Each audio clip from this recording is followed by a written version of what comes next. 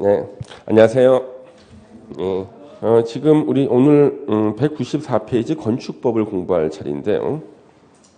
자, 이 건축법 만만치 않은 법이죠. 근데 이 건축법은요, 우리 공인중개사가 공부할 내용하고 이 건축법은 우리나라에서 수많은 시험에서요, 시험 과목에 들어가요.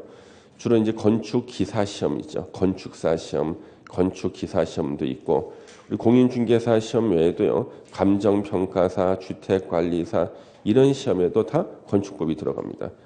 아주 많이 들어가는데 시험마다 특징이 있어요. 우리 공인중개사는 중개업할 때 필요한 내용을 주로 내야 되는데 요즘 들어서는요. 우리 중개사 공부하시는 분들이 워낙 많이 공부를 하다 보니까 웬만한 문제를 내면 다 맞히는 거예요. 그래서 요즘에는 시험 문제를 틀리라고요. 건축사 시험에 나오는 문제를 이제 출제하고 있어요. 중개사 시험에. 그래서 그런 문제는 우리가 앞으로 수업을 진행하면서 하나씩 정리를 하시면 되고 일단 여기 나와 있는 것들이 가장 기본적이고 중요한 내용들입니다. 건축법 같이 보겠습니다.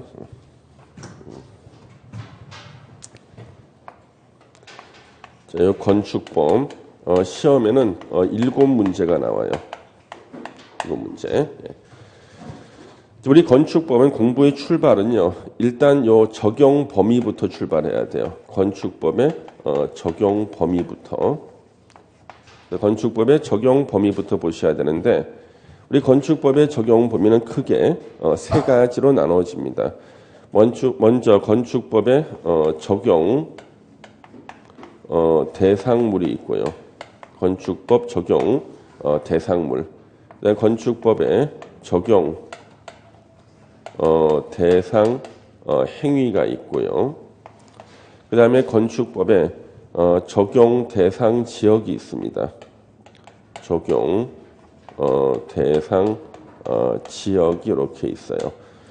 그래서 건축법은 적용 대상물, 적용 대상 행위, 적용 대상 지역 이렇게 세 가지로 나눠볼 수 있는데 자 건축법이 적용되는 적용 대상물은요. 자 적용 대상물 먼저 건축법이요. 제목이 건축법이니까 건축물에 적용이 됩니다.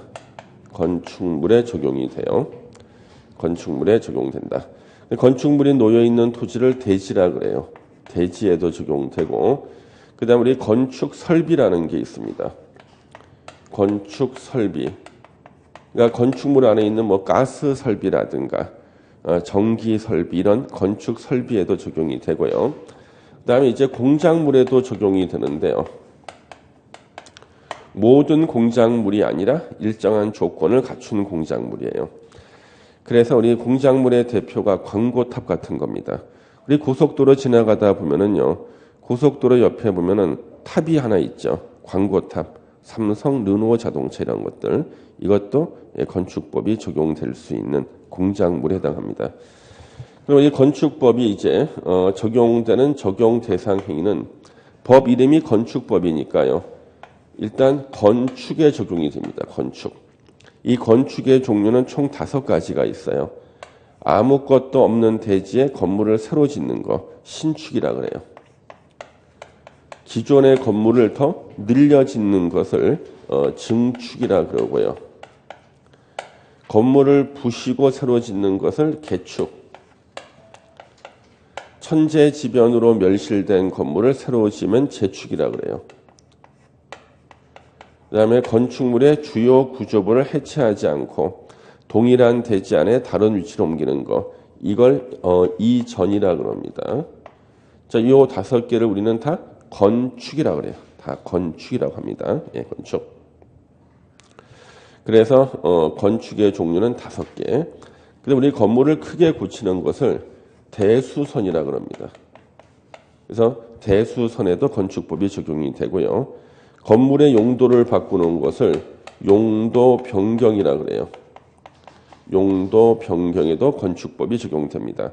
그러니까 세탁소를 슈퍼마켓으로 바꾸는 거 용도 변경이고요. 그 다음에 이제 공작물 축조에도 적용됩니다. 공작물 축조. 공작물은요. 공작물에 대해서는 건축이라는 말을 안 쓰고 축조라는 말을 쓰는 거예요. 예. 자, 이제 건축법이 적용되는 적용 대상 지역이 있어요. 우리 건축법의 모든 법률 규정을 다 적용하는 전면적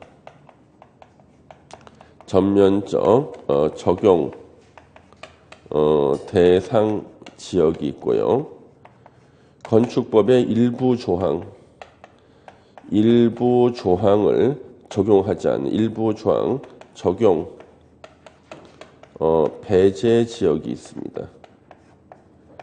여기서 일부 조항은 6개의 조항을 말해요. 적용 배제지역이 있다. 그래서 건축법의 모든 규정을 다 적용하는 지역은 용도 지역이 도시 지역일 때 건축법의 모든 규정을 다 적용합니다. 도시 지역일 때. 만약에 도시 지역이 아니라도요. 지구 단위 계획 구역일 때도 지구 단위 계획 구역일 때도 건축법의 모든 규정을 다 적용해요. 만약에 행정구역이 동이나 읍일 때도요. 건축법의 모든 규정을 다 적용합니다. 근데 만약에 이 동이나 읍이 섬인 경우가 있어요. 섬일 때는요. 인구 500인 이상이 돼야지만 건축법의 모든 규정을 다 적용합니다. 그 다음 우리 일부 조항 적용 배제 지역이라는 게 있는데요. 일부 조항, 6개의 조항을 적용하지 않는 지역은 전면적 적용 대상 지역을 제외한 그 이외 지역이에요. 이외 지역. 그래서 전국에서 도시 지역 빼고 지구 단위 계획 구역 빼고 동이나 읍을 빼고 남는 곳 어딜까요? 산골짜기만 남아. 그래서 그 산골짜기에서는 6개의 주문을 적용하지 않는다. 그러니까 산골짜기에 적용하기 힘든 주문인데요. 예전에 우리 일요일 날 점심 때 보면 출발 비디오 여행이라는 프로가 있습니다. 혹시 보십니까? 영화의 주요 장면들을 조금씩 하이라이트로 보내주지 않습니까? 예전에 여기 봤더니 한 10분 정도 본 영화가 할머니하고 손자가 나오는 영화가 있었어요. 집으로. 예. 거기 나오는 그 꼬마가 유승호라는 사실을 제가 얼마 전에 알았습니다. 아주 잘 컸더라니까 이쁘게. 예.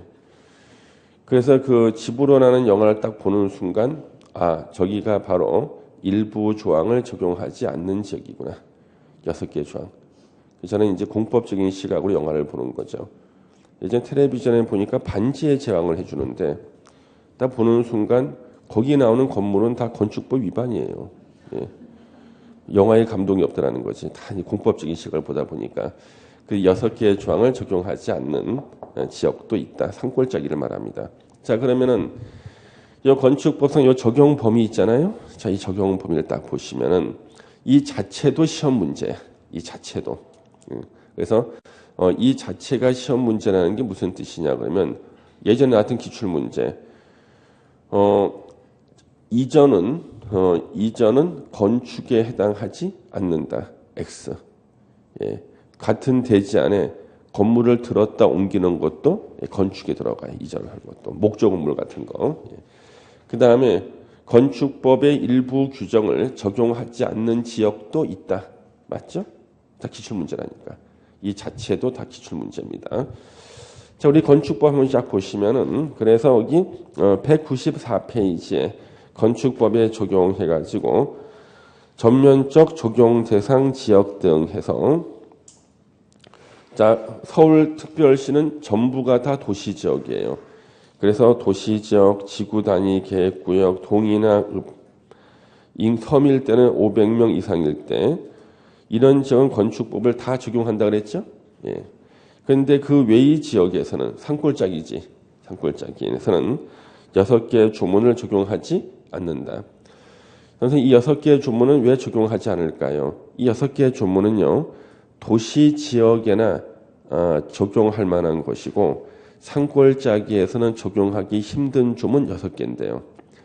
산골짜기에 적용하기 힘들다는 사실을 알기 위해서는 건축법 공부를 다 하고 난 다음에 보시면은 그때 가서 이제 이해가 되는 거죠. 일단 6개가 있구나 보시고 거기 2번에 보시면 건축법 적용 배제라는 것이 있는데요. 이것이 아주 자주 나오죠. 대한민국의 모든 건축물은요. 원칙적으로 건축법이 적용이 됩니다. 그런데 거기 박스에 나오는 건축물들은요. 건축법이 적용 안 되는 건축물들이에요. 예. 그럼 여러분들은 건축법이 적용되는 건축물을 외울래요? 안 되는 걸 외울래요? 당연히 안 되는 걸 외워야지. 왜? 안 되는 게 몇 개 없으니까. 그렇잖아요. 그렇죠? 안 되는 걸 외워야 되는 거예요. 그래서 이거 시험에 아주 자주 나오는데 물론 올해도 나왔고요. 내년에 또 나올 거예요. 계속요. 자, 그럼 이것을 기계적으로 외워봤자 이해가 안 된 것은 기억이 오래 안 남아요. 왜 건축법을 적용하지 않을까? 이 건축물에 대해서는 하나씩 보시면은 1번의 그 지정 문화재하고 가지정, 그러니까 임시로 지정된 문화재는 건축법을 적용하지 않는다.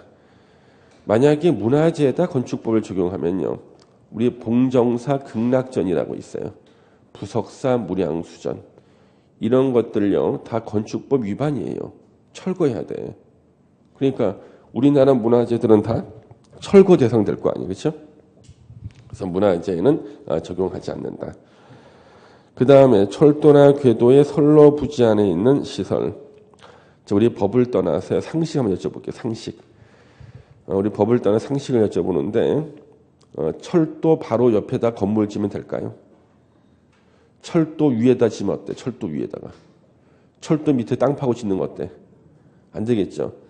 근데 예외적으로 철도 옆이나 위나 밑에다 지어야지만 재기능하는 건물이 몇 개 있어요. 이 건물을 짓기 위해서는 건축법을 적용 안 해야 지을 수가 있거든. 예를 들어서 운전보안시설. 이게 뭐냐면 자, 우리 기차가 싹 들어와 역으로 들어올 때 우리 열차 예전에 열차 간수라 그러죠. 뭘 잡아 당기니까 선로가 옆으로 싹 움직이면서 그쪽으로 기차가 지나가죠. 이게 운전보안시설인데 이거는 당연히 철로 바로 옆에다가 설치해야겠죠. 예. 건축법 적용하지 않아. 그 다음에 철도 선로의 위나 아래를 가로지르는 보행시설.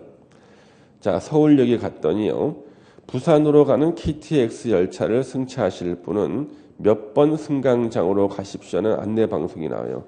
그쪽을 가려고 봤더니 그 선로 위에 있는 그 육교를 지나가야 돼. 그렇죠? 이게 바로 그 보행시설이에요. 건축법 적용하지 않으니까 선로 위에다 짓는 거죠. 플랫폼. 자, 플랫폼은요, 우리 기차가 들어올 때 우리가 올라타는 곳이 플랫폼이죠. 플랫폼은요, 철로에 바짝 붙여서 지어야 되죠. 만약 이것을 바짝 안 붙이면은요, 다리가 짧은 사람은 기차에 못 올라타. 그렇지 않습니까? 예. 그래서 바짝 붙이기 위해서는 건축법을 적용하지 않아야지만 철로 바로 옆에다가 지을 수가 있어요. 플랫폼. 그 다음에 급수, 급탄, 급유시설. 자, 기관사가 이제 기차에다가 기름을 넣고 싶은데 멀리 떨어져 있다 그러면요. 파란색 석유통을 들고 뛰어야 돼. 가서 이 짝짝 짜있는 거 있잖아요. 이거 기름 넣는 거. 기름 한 통 갖다 붓고 이거 안 되잖아요. 그래서 이런 것들은 바로 선로 바로 옆에 바짝 붙어야 됩니다. 그래서 건축법을 적용하지 않아야지만 이것은 지을 수가 있다 이거죠. 바로 옆에다가. 고속도로 통행료 징수시설 나오는데 시험에 무수히 많이 나왔죠. 자, 법을 떠나서 상식적으로 고속도로 한 가운데 건물 지으면 되겠어요? 안 되죠. 그러면 고속도로 한 가운데다가 건물을 지어야지만 재기능하는 건물이 딱 한 개가 있어요. 예, 통행료 징수시설. 그 여러분들이 왜 고속도로 지나갈 때 통행료 내는 톨게이트 있죠. 1,000원 내고 딱 지나가면 되는데 저는 돈을 낼 때요. 항상 마음속으로 외칩니다. 건축법 적용 배제. 외치고 저는 1,000원을 내고 지나가. 예? 웃을 일이 아니라 그렇게 해야지만 시험 문제를 맞힌다니까. 건축법 적용 배제. 요즘에는 요 통행료 징수 시설에 다 아주머니들이 앉아 있잖아요. 예전에는 다 아가씨들이 앉아 있었습니다. 어느 순간 바뀌었죠. 아줌말로. 그 이유가 아가씨들이 앉아 있으니까 통행이 지연돼서 그래요. 지체되는 거예요. 아저씨들 때문에. 아저씨들이 1,000원만 내고 지나가면 되는데 아가씨들이 있으니까 이 작업에 들어가는 거예요. 10만 원짜리 수표를 내고 막 작업. 그러니까 돈 거실러 줄 때 막. 그래서 고속도로가 계속 지체가 되는 거예요. 그래서 고민하다가 한국도로공사에서 아무도 관심을 안 가질 만한 아줌마들로 전면 다 교체를 했습니다. 그 다음부터는 이제 소통이 잘 되는 거죠. 또 이제 아줌마라고 해도 이쁘면 안 된대 거기가. 이쁘면 역시 또 이게 지체가 된다는 거죠. 그래서 이쁜 사람이 취업을 할 수 없는 곳이 우리나라에 두 군데가 있어요. 한 군데가 고속도로 통행료 징수시설, 한 군데가요 공인중개사 사무실 실장입니다. 두 군데는 이쁘면 절대 취업이 안 돼요. 예전 한 10년 전쯤에요. 제가 강의하는 학원에 그 미스 코리아 같은 분이 한 번 오셨어요. 근데 공부도 잘하는 거야. 그래서 그의 시험 딱 붙고 난 다음에 부동산 사무실 실장으로 취업하려고 면접을 딱 보러 가잖아요. 항상 당일부터 출근이야. 면접 보러 갔는데 사장님이 일단 턱이 빠져요. 입을 벌리다가 턱 빠지고 당일 출근. 그리고 밤 10시 정도 되면 해고 통지가 와요. 항상. 왜 그러냐 그랬더니 새로운 실장님 오셨다 그러니까 사모님께서 이제 어느 실장님인가 이렇게 보러 왔다가 딱 얼굴을 보더니 저 여자 안 내보내면 내가 집 나가겠다는 거예요. 응? 그래서 이제 그 사장님께서 그럼 이번 기회에 부인을 내보낼까 고민하시다가 그래서 살아온 정이 있어가지고 밤 10시쯤에 전화가 온대요. 죄송합니다. 내일부터 출근하지 말아주세요. 이런 일을 갖다 연속 3번인가를 당하신 거예요. 그러다 결국에는 이제 개업을 하셨어요. 안 되겠다 싶어서. 개업했다 또 폐업했습니다. 동네 아저씨들의 집합소가 돼버렸습니다. 부동산 사무실이. 고객이 들어갈 틈이 없어. 매일 동네 아저씨들이 커피 한 잔 얻어 마시자면서 와서 다 앉아있는 바람에 결국에는 폐업을 다시고 부동산 회사에 들어갔어요. 부동산 회사에. 예. 그래서 부동산 회사를 이제 근무한다는 사실까지만 제가 얘기를 들었는데 다행스러운 게 우리 학원은 그래도 다 취업이 되실 만한 분들만 계셔서 좀 참 다행입니다. 예. 무슨 말인지 잘 모르죠. 무슨 말인지. 예. 다 취업이 다 될 것 같다. 예. 우리 학원은 전통적으로 다 취업 되실 분들만 작년도 그렇고 재작년도 그렇고 다 취업 되실 만한 분들만 계시네요. 예. 취업된다. 예. 이게 어떻게 칭찬입니까? 예, 칭찬. 다 취업 되실 만한 분들이에요. 예. 이렇게까지 얘기하고 시험장에 보내면은 고속도로 통행료 징수시설은 외워야 될 거 아니야. 그렇죠? 근데 이거는 기억이 안 나고 취업이 될 사람이라는 것만 기억이 나고 이러면 안 돼요. 예. 그래서 어떤 분은 어쩌면 날 이렇게 놀릴 수가 있는가 분개해서 시험장 갔는데 이게 턱 하고 나와가지고 절대 안 틀리겠죠. 왜? 본인의 가슴에 못이 박혔으니까. 그래서 합격을 하고 난 다음에 저한테 사과의 메일을 보내는 사람들이 굉장히 많았어요. 교수님의 깊은 뜻을 모르고 비난한 거에 대해서 용서를 바란다고. 이미 때는 늦었어.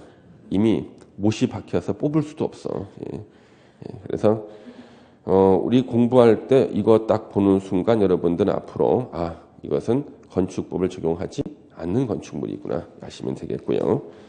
4번에 컨테이너를 이용한 간이 창고라고 나오잖아요. 컨테이너는요 대법원 판례상 건축물에 해당이 돼요. 컨테이너를 대법원 판례에서 건축물에 해당이 된다 그랬어요. 하나 여쭤볼게요. 참고로 이건 시험에 안 나오겠지만 참고로 그러면 컨테이너를요 공장에서 만들 때가 신축일까? 땅 위에 내려놓을 때가 신축일까? 땅 위에 내려놓을 때를 신축으로 봤어요. 공장에서 만들 때 신축이라 그러면은 건축 허가 받고 공장에서 만들어야 되니까 안 되잖아요. 그렇죠? 예. 근데 건물은요. 자, 건축물의 특징은 고정성이 있어야 돼. 근데 거기 가로로 한번 보세요. 이동이 쉬운 것이라 그랬죠. 쉽게 말해서 컨테이너 밑에 바퀴가 달린 걸 말하는 거예요. 이동이 쉬운 것은 건축법을 적용하지 않는다. 왜? 고정성이 있어야 되기 때문에 바퀴가 달려 있으면 안 돼요. 이동이 쉬운 것은 건축법 적용하지 않는다. 5번에 이제 하천법에 따른 하천구역 내 수문 조작실이라고 있는데요. 자, 여러분요. 수문 조작실 혹시 여러분들 그 한국기행이라는 프로 혹시 본 적 있어요? 텔레비 한국기행. 되게 우리 밤늦게 하지 않습니까? 저는 거의 다 그 프로보다 저는 거의 잠들어요. 보다가 잔잔한 나레이션이 이렇게 나오고 우리나라의 경치 좋은 곳을 갖다가 이렇게 보여주면서 성우가 이 길을 쫙 하는 거예요. 그 성우 목소리가 남자 성우는 제 목소리 같아요. 쫙 아닌 것 같아요. 예. 여자 목소리 이렇게 쫙 깔리는데 거기 보면은 강은 아니야. 강은 아니고 좀 좁은 하천 같은 건데요. 물이 막 흐르는데 중에 이렇게 막아놨어요. 이렇게 막아놓고 수문을 올렸다 내렸다 하잖아요. 이거 수문 조작실인데 그러면 요거는요. 건축법이 적용되면 하천 한 가운데 지을 수 있을까? 못 짓죠. 그러니까 건축법을 적용하지 않아야지만 하천 한 가운데 지을 수가 있는 거예요. 수문 조작실. 건축법이 적용이 안 되는 곳들이다. 적용이 배제되는 지역들이다. 건축법 적용 배제되는 대상. 그러면 시험을 대비해서는요. 나중에 다시 공부하겠습니다만은 건축법이 적용 안 될 것처럼 보이지만 적용이 되는 것들이 있어요. 예를 들면은 철도 역사 같은 거, 역사라든가 전통 사찰이나 전통 건조물, 예를 들면 밀양박씨 종갓집 같은 거, 예, 이런 것들, 뭐 군사시설 이런 것들은 건축법이 적용 안 될 것처럼 보이지만 적용이 되는 것들이야. 안 될 것처럼 보이지만 요 네 개는 우리나라 시험에 다 기출 문제로 나와서 수많은 학생들을 눈물 짓게 만들었던 지문들입니다. 이게 안 될 것처럼 보이는데 적용되는 것들이죠. 어떤 분은 철도자만 나오면 건축법 적용 안 되는 줄 아는데 철도 역사만큼은 적용이 돼. 서울역 건축법대로 지었어요. 용산역 건축법대로 지은 거예요. 전통 사찰, 절 있죠, 절.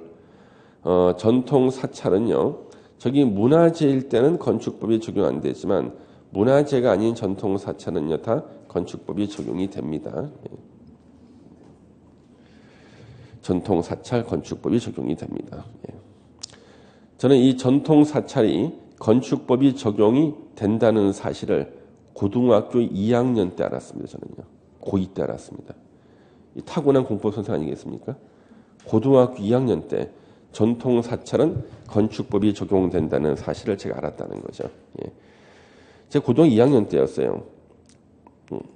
이거 이 얘기를 해야 되는가? 혹시 들어보고 싶습니까? 내가 왜 알게 됐는가? 여러분들이 혹시나 듣고 싶다면 제가 설명을 드리고 안 그러면 그냥 넘어가려고. 왜 전통 사찰이 건축법이 적용이 되는지를 고2 때 알았는가? 알고 싶다면 손만 들어보세요. 예, 그러면 다수에 따라서 이렇게. 고2 여름방학 때 제가 하도 공부를 안 하니까요. 돌아가신 저희 이제 어머니께서요. 제가 여름방학식을 딱 끝내고 집에 오니까요. 종철아, 화장실로 좀 와라 그러는 거예요. 갔어요. 갔더니 어머니께서 예전에 그 일종 근생을 운영하셨거든요. 미용실 하셨거든요. 그러면 혹시 그 발리깡이라고 아세요? 발리깡을 딱 준비하고 계시는 거예요. 그래서 이제 이렇게 목에다가 이렇게 딱 감더니, 천을 감더니 삭발을 하는 거예요. 저를 갖다가. 빡빡 스님처럼 하는 거예요. 너 이제 올 여름방학 때는 공부 좀 해야 된다 그러면서. 그리고 난 다음에 엄마가 그 경기도 청평에 있는 절을 하나 섭외해 놨다. 네 친구 아무개 엄마하고 이미 다 얘기가 됐기 때문에 걔를 만나서 같이 청평에 있는 절로 가라는 거예요. 고2 여름방학 때였습니다. 그 제가 간 데가 여러분 청평에 가면은요. 호명산이라고 있어. 호랑이가 운다는 호명산에 대성사라는 절이 있었거든요. 지금도 있어요. 대성사라는 절이 있습니다. 그래서 이 절에 이제 가는 겁니다. 대성사라는 절에 이렇게 가는 겁니다. 대성사. 그래서 머리에 삭발 다 입고 난 다음에 제가 이제 청바지를 이렇게 이제 입고 가려는데 청바지가 예전에 있던 쪼나단이라는 청바지였습니다. 그거 입고 이렇게 가려는데 벗으라는 거예요. 근데 그거 입으면 안 된다는 거예요. 그리고 아버님께서 예전에 대학 다닐 때 입던 바지를 이렇게 주시는 겁니다. 아주 오래전 바지. 좀 짧아요. 이렇게 칠부 바지 같은 겁니다. 그 다음에 티셔츠도 안 된대요. 벗으라는 거예요. 그 다음에 아버님께 입던 남방을 갖다가 주는 것입니다. 이걸 입고 라는 거죠. 60년대 남방을 갖다가. 그러니까 절대 멋있는 옷을 못 입게 한 겁니다. 그리고 가방을 제가 맸는데 가방에 제가 이제 수학 정석하고 성문 종합영어 2권을 딱 넣고 이제는 겁니다. 그래서 그때 이제 여기 청평에 가는데 이 청평에 가기 위해서는요. 성북역이라고 있어요. 성북역. 성북역에서 이제 기차를 타야 돼요. 그 제 친구가 같이 성북역에 이렇게 제 친구는 각각 따로 가기로 했거든요. 그래서 성북역 앞에 이렇게 딱 서 있는데 그 앞에 그 헌병 검문소가 있거든요. 그 헌병 두 명이 걸어오다 절 딱 보더니 이 돌아가요. 그래서 그런가 보다 했는데 좀 있으니까 두 명을 더 데리고 오는 거야. 네 명이 와서 두 명은 뒤에 제 팔을 꺾고 두 명은 제 허리띠를 붙잡고 저 끌고 가는 거예요. 헌병 검문소로요. 그래서 이거 왜 그러냐 그랬더니 일단 가서 얘기하래. 그래서 붙잡혀 갔는데 저는 고등학교 2학년이라 그랬더니 그때 키가 지금 키거든요. 제가 그 이런 키가 안 자랐어요. 그랬더니 네가 지금 입고 있는 이 옷이 60년대 남파 간첩들이 입던 그 옷이라는 거예요. 60년대. 예? 이 옷을 지금 입는 사람은 남파 간첩밖에 없고 그다음에 훈련을 받기 위해서 이 머리를 삭발하는 것이 일반적이다.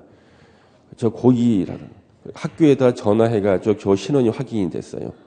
그래서 다시 훈련할 때 아무래도 또 걸릴 것 같아가지고 확인서를 갖다 써달라 그랬어. 얘는 고2 학생이니까 잡지 말라고 써준 거예요. 그래서요. 성북경찰서 앞에 거기 헌병 검문소에서 이 학생은 고2 학생이고 절대 뭐 우범자가 아닙니다. 써가지고 근데 이미 그 기차가 지나가가지고 거기 제가 농성을 했습니다. 예, 표를 또 사달라고 하나 또 얻었어요. 딱 내렸는데 이제 청평을 가기 전에 우리 청평역이 이렇게 있습니다. 청평역이고 딱 내리면은요 왼쪽으로 가면은 여기가 청평의 안전유원지라고 있어요. 안전유원지가 이렇게 있고 여기서 이제 쭉 오다 보면은 여기가 혈리검문소가 있습니다. 아십니까? 혈리검문소. 역시 또 헌병들이 딱 서 있습니다. 지나가는데 이제는 총을 들이댑니다. 손들라는 거예요. 예. 네가 입고 있는 옷이 60년대 무장 공비들이 난파할 때 입고 오시네. 그래서 제가 여기 주머니를 한번 열어달라고 그랬습니다. 이렇게요. 봤더니 이 학생은 고등학교 2학년 학생이고 절대 우범자가 아니라 풀려났습니다. 이게 풀려나가지고 그래서 이제 산을 계속 올라가면은 청평 호명산 중턱에 대성사라는 절이 있거든요. 갔습니다. 이렇게요. 그래서 절에 가서 이제 공부를 한 겁니다. 제가. 그래서 여긴 전기가 안 들어와요. 그래서 성문 종합영어 앞에 딱 펴놓고 보고 항상 앞에만 공부합니다. 제가 앞에만. 이번 똑같아요, 여러분들이. 예. 국토기획부 앞에만 공부 똑같아요.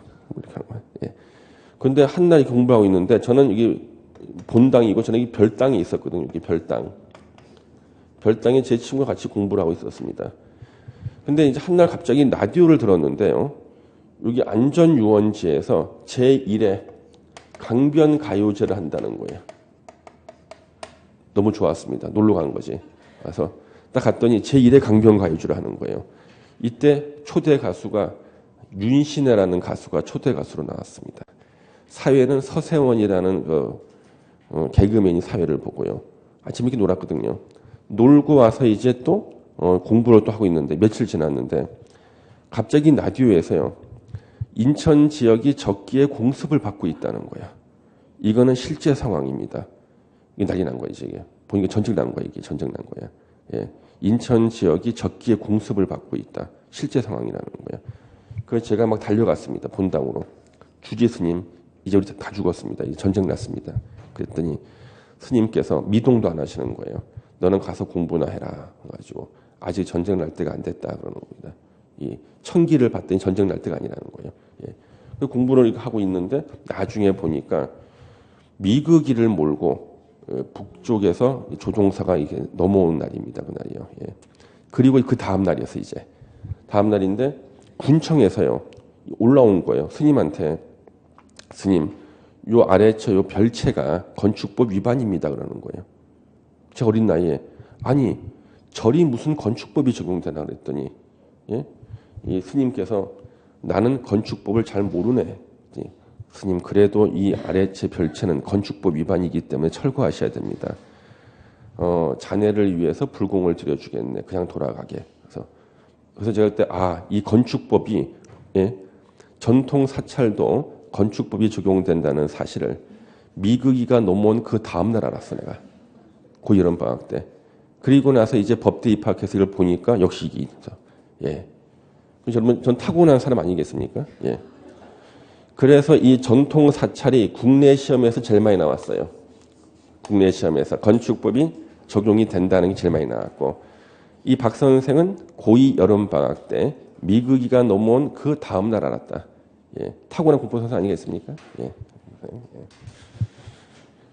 그러면 이걸 기억을 해야 되는데 미국이까지만 기억하고 그러면 안 됩니다. 예. 또 어떤 사람은 또 이제 신문 기사를 또 찾아요. 미국이가 넘어왔을 때 박 선생이 고2였으니까 해서 그걸 또 이제 그 확인해 보는 사람들이 있는데 그러지 마세요. 예. 예. 그래서 우리가 시간만 많고 지금 우리 기초 과정이라 이렇게 하나씩 설명을 드립니다만은 법조문 하나하나씩을 갖다가 자세히 설명하면 사실 외울 게 별로 없어요. 예. 근데 우리는 분량이 워낙 많아서 우리 공법이 만약에 중개법처럼 한 120개 정도 조문만 되면은요. 우리는 진짜 외울 게 하나도 없어요. 다 재밌는 얘기를 해가면서 하나씩 하면 다 기억할 수 있을 텐데 우리는 2,500개 조문이기 때문에 중요한 거 외에는 그렇게 공부를 못한다는 거죠. 예. 일단 전통 사찰 선물했죠. 예. 다음에 시간 나면 이제 전통 건조물을 한번 설명하도록 하겠습니다. 다음 시간 나면은. 예. 자 이제 다 공부했다. 예. 오른쪽에 이제 적용 대상물 보시면 건축물 관련 용어가 있습니다. 고층 건축물은 뭔가 30층 이상이거나 또는이야 높이가 120m 이상. 우리가 건물의 한 층의 높이는 4m로 합니다. 4m. 그래서 30층 곱하기 4m는 얼마예요? 120m. 둘 중에 하나에 해당이 되면은요. 고층 건축물이에요. 그다음 우리 초고층 건축물이 나왔습니다. 50층 이상이거나 또는 200m 이상인 건축물이 초고층 건축물이 됩니다. 그 다음에 3번에 이제 준초고층 건축물이 있습니다. 준초고층 건축물이란 고층 건축물 중 초고층 건축물이 아닌 것을 말한답니다. 고층 건축물 중 초고층 건축물이 아닌 것을 말한다. 그래서 30층에서 50층 사이 있죠. 예, 그걸 말하는 거예요.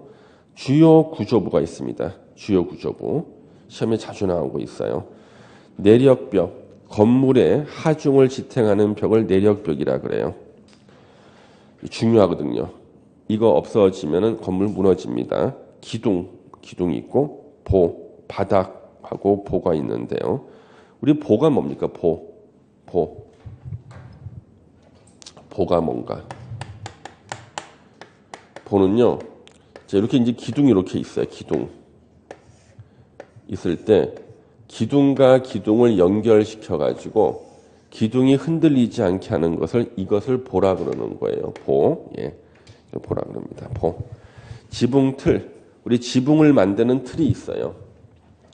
자, 이제 지붕틀이 나오는데 지붕틀 이렇게 지붕을 만드는 이렇게 틀이 있죠. 이런 틀이 있습니다. 이게 바로 지붕틀이에요. 지붕틀. 예. 지붕틀. 그 다음에 주계단. 여러분들이 우리 학원 올라올 때 밟고 올라오는 계단이 바로 주계단입니다. 예. 5개의 계단이 아니라 우리 5개의 계단 같은 것도 있죠. 건물 밖에 붙어 있는 거. 그 말고 건물 안에 그 건물의 층을 오르기 위해서 밟고 올라오는 계단이 주계단이에요. 여기 바로 주요 구조부인데요. 주요 구조부는 시험에 자주 나와요. 그래서 주요 구조부를 외울 때는 그 앞에 자만 따서 외우는 거예요. 너 주요 구조부 다 외울 수 있니? 내기해 볼까? 내기하면 바보지 주스는 한 잔 마시지. 다 외웠습니다. 예. 내기하면 바보지 주스는 한 잔 마시지. 다 외웠습니다. 앞에 자만 따서. 예. 그러면 주요 구조부가 아닌 것 중에요.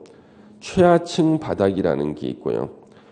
자, 바닥은 주요 구조부인데 최하층 바닥은 주요 구조부가 아닌 이유가 바닥이 잘못되면 아래층으로 떨어져서 사람이 죽어요. 근데 최하층 바닥은 떨어질 데가 없죠. 그래서 주요 구조부가 아니고 거기 보면은 작은 보는 보와 보를 연결시키는 걸 작은 보라 그래요. 차양은 처마를 말하는 거야. 처마. 5개의 계단. 거기 보시면 사이기둥이라고 나오죠. 사이사이는 사이기둥. 사이기둥이 시험에 틀린 지문으로 나왔어요. 주요 구조가 아닌데 몇 사람이 틀렸어요. 이 선생은 1년 내내 주스나 한 잔 마시자 주게다는 설명했는데 갑자기 시험장에서는 사이다나 한 잔 마실까 해가지고 이게 맞는 줄 알았고 틀린 사람이 있었어요. 예. 그래서 앞에 자만 따서 외우는데 절대 사이다가 아니다. 주스다. 예. 가로 3번에 이제 지하층이 나옵니다. 지하층이라 하면 건축물의 바닥이 지표면 아래에 있는 층으로서 바닥으로부터 지표면까지 평균 높이가 당해층 높이 2분의 1 이상인 것을 말한다. 이런 거죠. 지하층. 지하층은 시험에 참 많이 나와요. 거의 매년 나오다시피 해요. 지하층은요. 자, 건물이 층이 이렇게 있습니다.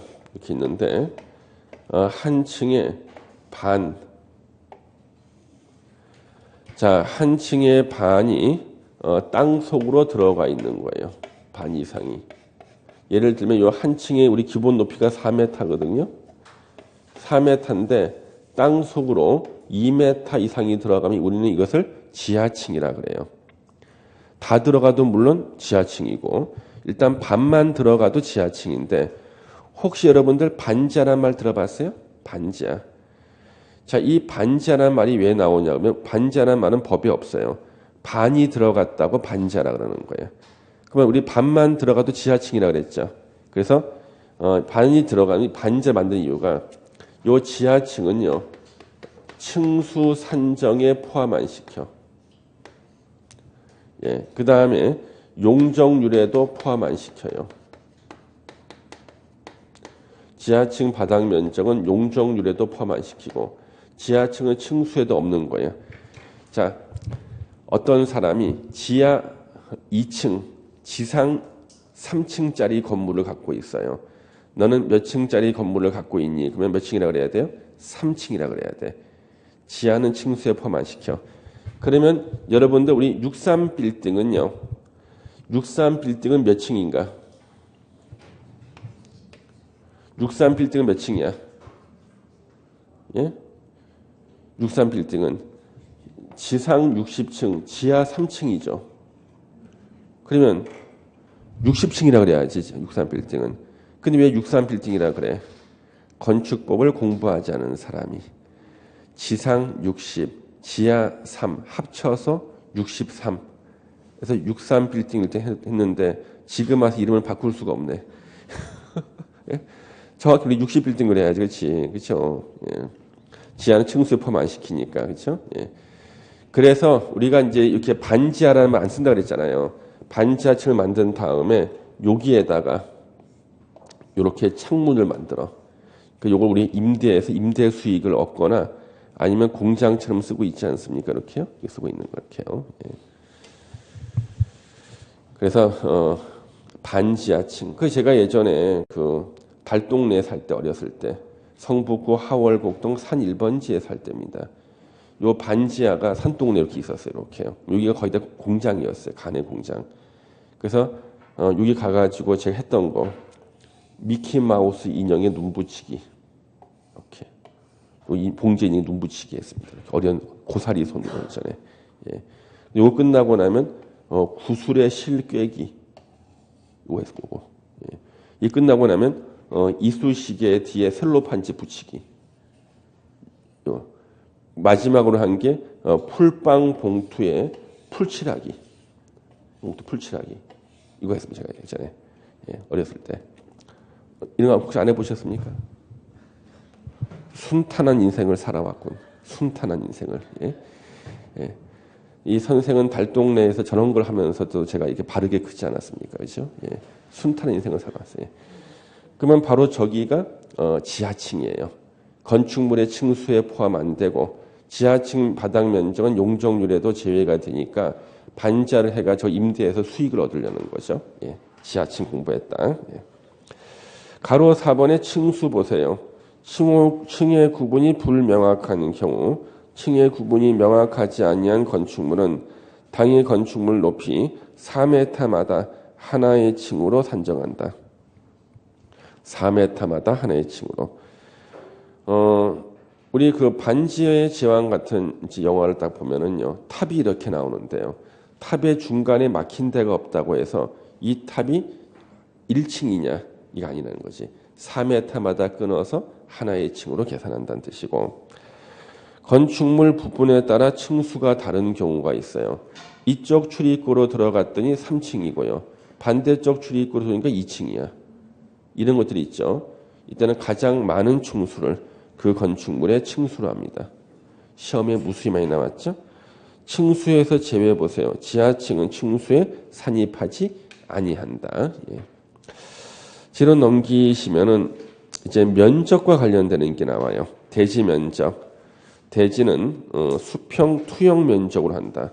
그럼 이 수평 투영 면적이 뭔지를 한번 보겠습니다, 여러분요. 그러니까 대지 면적인데요. 대지 면적이 나옵니다. 대지 면적. 자, 이렇게 대지가 이렇게 울퉁불퉁해요. 이렇게. 자, 대지 이렇게 울퉁불퉁하면요. 대지는 면적을 계산할 때 표면적으로 계산하면은요. 실제 면적보다 더 늘어나겠죠. 그래서 이 대지를 반듯하게 수평으로 잘라요. 자릅니다. 이게 뭐냐 그러면 대지의 수평 투영 면적이라고 해요.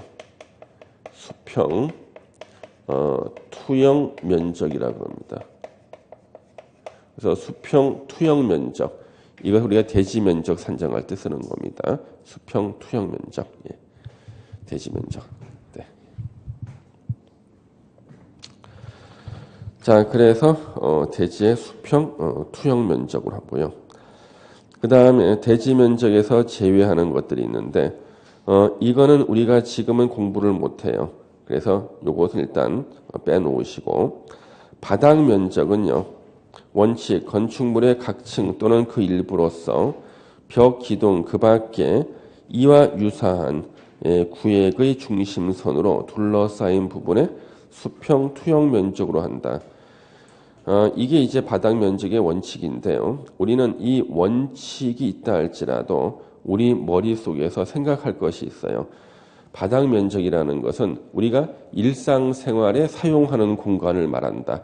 요렇게 이제 생각하시면 되겠어요. 쉽게.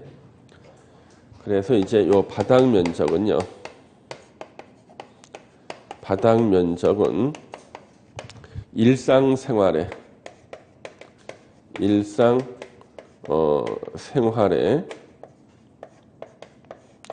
사용하는 공간을 말한다. 일상생활에. 예. 자, 일상생활에 사용하는 공간. 이게 어떤 얘기냐면, 자, 볼게요, 여러분요. 이게 건축 면적이 만약에 건축 면적이 만약에 이게 100평이었어요.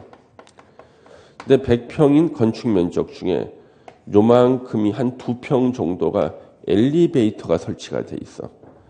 요쪽에 한 2평 정도가 계단이 설치가 돼 있고 또한 2평 정도가 기계실이 설치가 돼 있는 거예요. 그럼 여러분들은요, 엘리베이터나 계단이나 기계실에서 누워 잘 수 있나? 일상생활 할 수 있나? 못하죠. 6평을 뺀 94평을 우리가 바닥 면적이라고 하는 거예요. 그래서 그 전체 건축물의 면적 중에 우리가 사람이 일상생활에 사용하는 면적을 우리는 바닥 면적으로 계산해요. 그래서 건축 면적과 바닥 면적은 다 다를 수밖에 없는 거예요. 왜? 건축 면적이 넓다고 해서 사람들이 많이 쓸 수 있는 게 아니죠.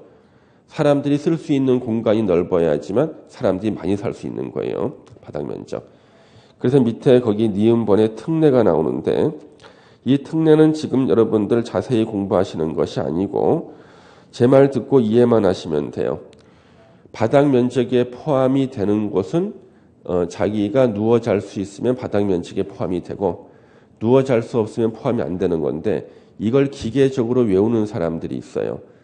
그냥 제가 물어볼 테니까 포함이 된다, OX로 대답해 보세요. 예?